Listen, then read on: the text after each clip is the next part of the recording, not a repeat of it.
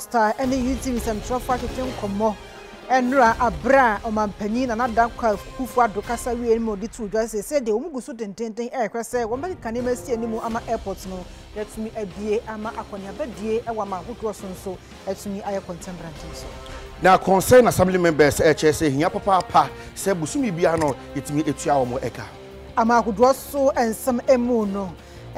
Belarus omo emampani enya ntie se wakọ apro visit our factory kese bi mu ewo oman mu na nyumayefo no ahu no atwetwe no apam no afra adwuma ni mu a enam so amayare hosem ye tos na de ni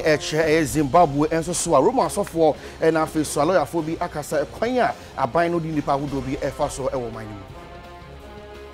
awusanfo wei ene ensembia ebi eka ho na editie na edihwe ene aso no so krogia ye de ebramo ewo YouTube so ewo enkran abeka janshemidin ede Afia Adutwumwaa Morosa mene Kwabena enjubusa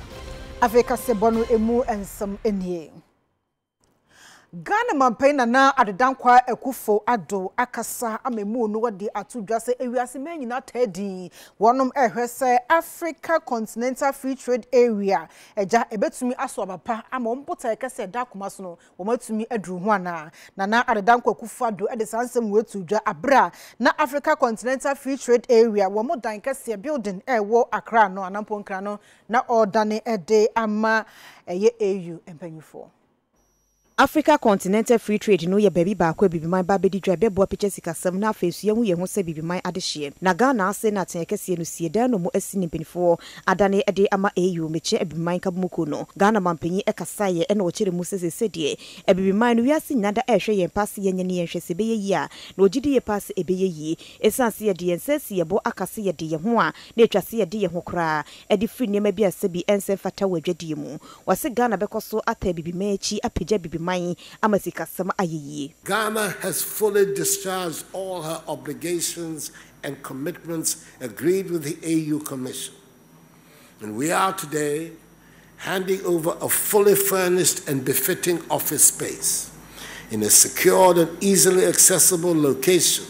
within the business center of Accra as the permanent secretariat of the AFCFTA. We have provided also an appropriate furnished residential accommodation as the official residence of the Secretary General of the AFCFTA. I have no doubt that the coming into being of the African Continental Free Trade Area is one of the most important decisions taken by the AU. When you consider the fact that trade between African countries remains low, currently standing at some 16% of our combined GDP compared to other parts of the world, like the European Union 75%, it is obvious that these very low levels of intra-regional trade constitute one of the defining characteristics of our continuing poverty. They hinder our prospects of bringing prosperity to our people. The economic integration of Africa will lay a strong foundation for an Africa beyond aid. It is for this reason that I have continued in the footsteps of my predecessors in fighting for the cause of African unity. An effective implementation of the AFCFTA will dispel the notion that the AU is not capable of executing its own decisions. Africa's new sense of urgency an aspiration of true self-reliance will be amply demonstrated by today's ceremony. The world is watching to see whether the Secretariat will indeed provide the springboard for Africa's economic integration and rapid growth. And I'm confident that under your tenure, it will. Mr. Secretary General, be rest assured of the firm support of the government of Ghana for your work and activities. Accordingly, ladies and gentlemen, your excellencies, I have the greatest pleasure formally to commission and hand over the office of the AFCFTA Secretariat to the African Union Commission.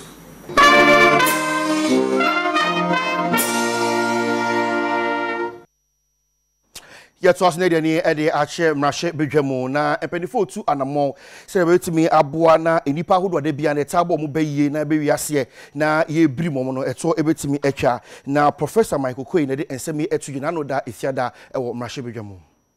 I want to announce to the House that all statements have been put together and specially edited for publication to be made available to the public. And the title will be Parliament of Ghana, Statements on the Floor. In the course of this meeting, the Honorable Minister of Finance was in the House to present the 2020 Media Fiscal Policy and Supplementary Estimates for the 2020 Budget Statement and Economic Policy in accordance with Act 921. It was a successful debate thereafter. Honorable members, for the first time in the annals of parliamentary history, the House adopted a motion for enactment of Private Members' Bill on Thursday, 16 July 2020. We deserve to congratulate ourselves as well as all those who cooperated with us in the process. Honorable members. Honorable members, this Honorable House is going to seriously apply itself to employing private members' bills as an instrument of social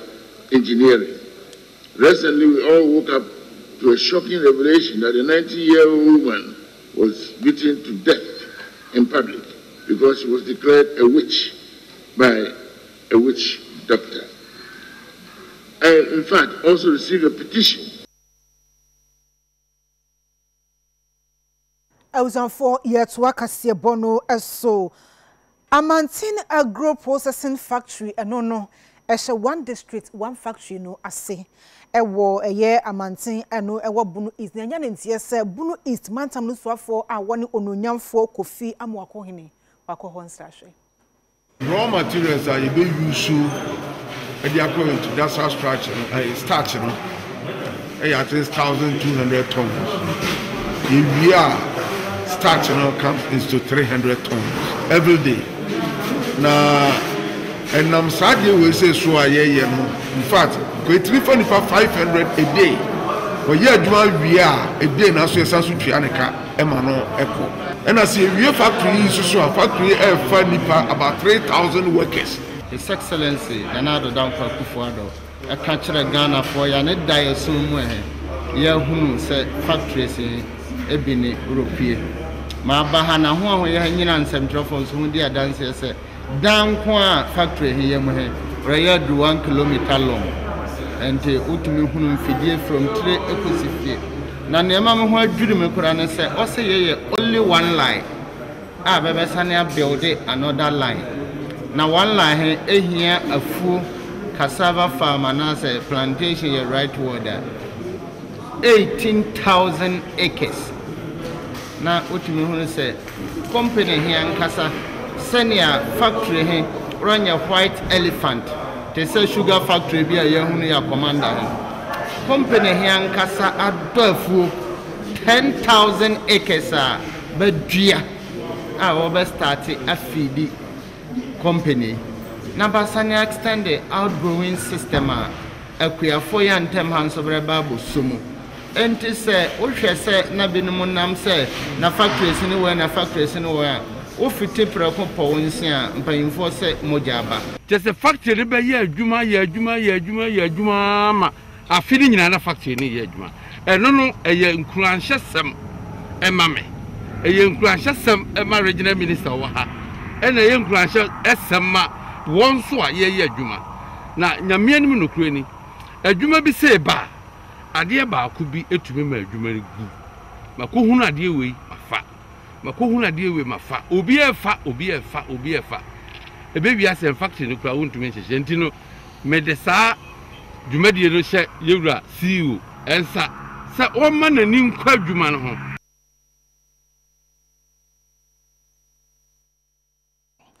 Abanye ashase a wo ye ekwan ahodro ewo eye KLOTTEY KORLE abato mpesua so ne no na chese udru eye mpesua no so amanfo ashase ekasa so ekwan na wo eye ne de NPPPC wo honom no na eboa ya mashase wo ye kwan no na mashebedwane e wonpotem nyamfo Dr. ZANETOR RAWLINGS e da tudwa echim se afimpinu eni edunsun ton na mashebedwane wo kasa bebere to eye mpanifo anim se wo akwan ne enyinti nei no se eye akwan ne e wonpotem wo ye no na eboa ya omanfo benya ekwan pa afaso. Onumanya for Dr. ZANETOR RAWLINGS KLOTTEY mrashibedwane ese emfiempiemienu ene edu enso 2017 ena Ghana mrashibedwafiem no hyase ka salamda kwan ho asem broni beka so lobe ye ene de ebaye enti wonte ase se owura Prince Deborah a wogina de ama NPP amayiko no edenam se wono ne kan ho asem ye beye kwan no de ma adehia ewo asalamda wase ye kwan ya wabre ho papa pate ho penten kwa ne ye de ama adehia wontena se nya hwam obi emeje credit ne emma ne ho a enamra kwan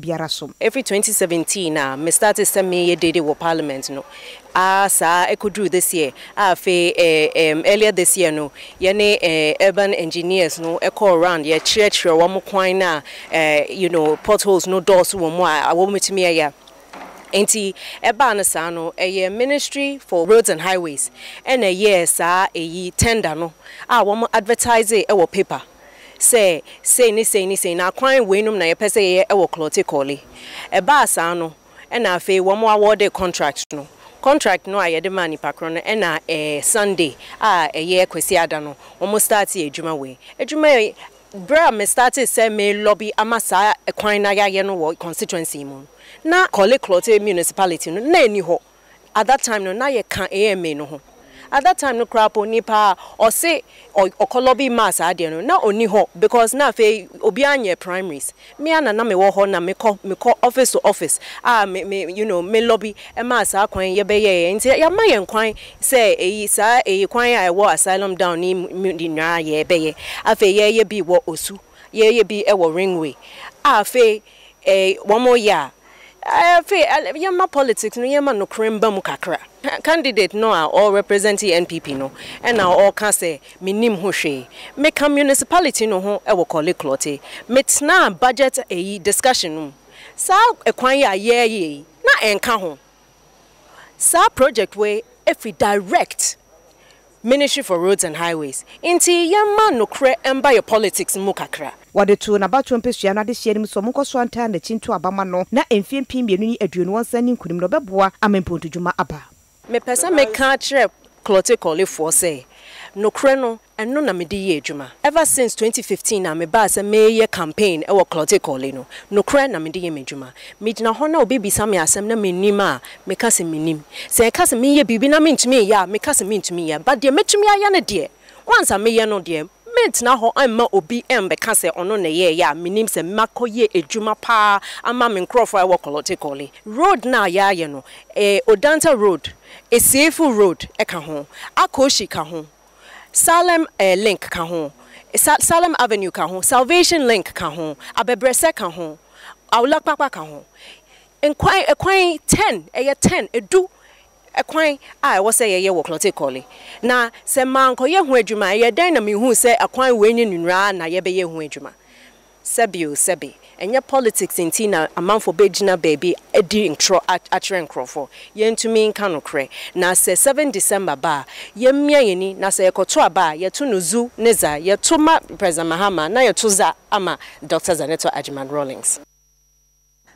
for yet wakase bono eso se woko Ghana Health Service wopanya woda apomodin de ubo ano a ono anso any risk communications national COVID-19 response team okandifo awoda no Dr. ABOAGYE DACOSTA woni UTV semtrefo atwetwen komo akyere nhyehyɛ yakodo a Ghana Health Service Food and Drugs Authority and afa airport company ede egu akwanso ebegina so na Ghana airport komotumi ebie ne kama na omanfo tumi dia konyabo hon mu abra COVID-19 yade no ensre na no afa akunya no so dia so Ghana fo nyina mi se ehum se COVID-19 yade no anu abra so Ghana de na so no e ma omo njuju omo abodusem ebohu se ehyehyɛ ede egu akwanso so obia eni so ne mfa mo ye ho ba no wo mo nhwɛ ene wanto na jeje mu. This week Ghana Health Service and the Ministry of Health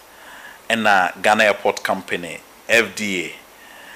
and other stakeholders ebe stimulation exercise ewo airport ho na ye de ahwe ekwan a ye befa so a si ebie airport na say obi ba ye be test no say ye de ne be quarantine no enti ye wie sa stimulation exercise na ye de report be kwa koma omampani ene ne mpanimfo na omodi a take decision say ombebie airport no anase omumbie enti eguso a ye di ho dwuma enti mpaye ne ye be stress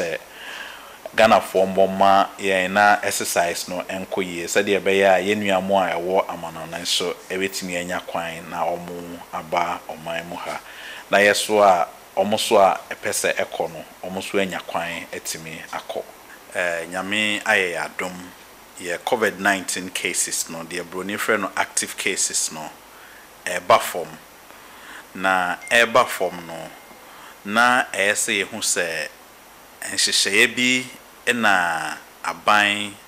Ghana Health Service in a Ministry of Health edigo kwan mu ntia eba form Ghana for nankasa so omo sadia omo AD safety protocols ne so see ya me no say about 1,800 and something now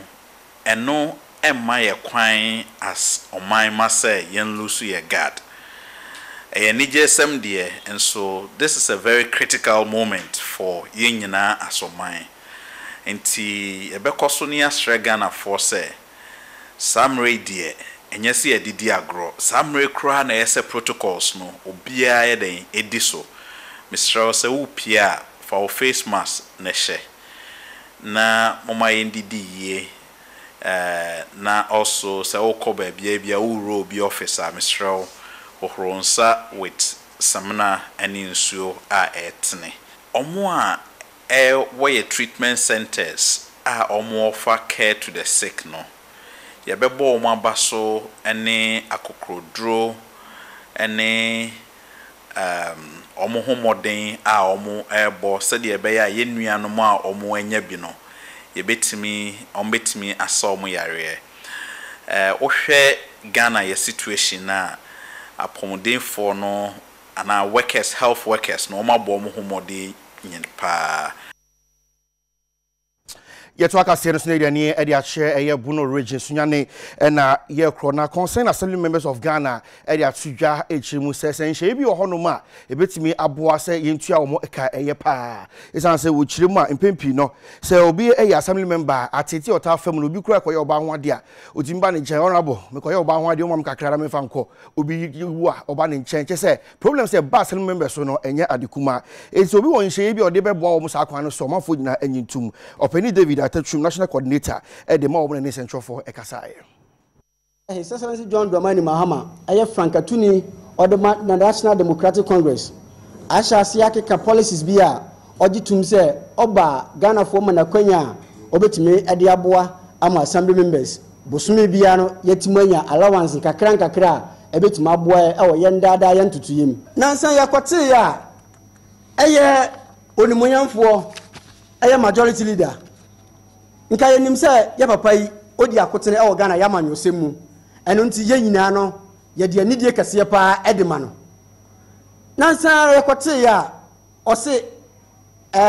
His Excellency John Dramani Mahama proposal say opeso otu assembly members kano eye unconstitutional awuzia o se enimram na question assembly members a ye wo bru ha ye pese ye bisa onumunyamfo ne se de bania ne wo Ghana ha ana mrabania no Ghana ha before say ebeba no na e wo mram dada enu ntima ya yi ni se mra hyebedwani nti aye nasade se Yankopon ya adom na 7 December ye nyina aye kwabato na ekotuma His Excellency John Dramani Mahama eye nasade se obehwe se saa hyehye no akomra hyebedwam na ede agu akwanim se be ya assembly members bosumi bia be ya allowance nti ye nhu se nke se oyo obi a obesoratia once aye policy a ebeboa the welfare of assembly members ebeboa ye yiedi no megidi se ase nyina aye sore na botaye ne hyehye ya ati se no yentumpia His Excellency John Dramani Mahama na botaye we entimi mmiram emmoa ema Ghana man yetimi fa yentuma pa emfria Ausianfo ye twe ho abasesia ne ba de akabia ye de beto amoso ye kwaba.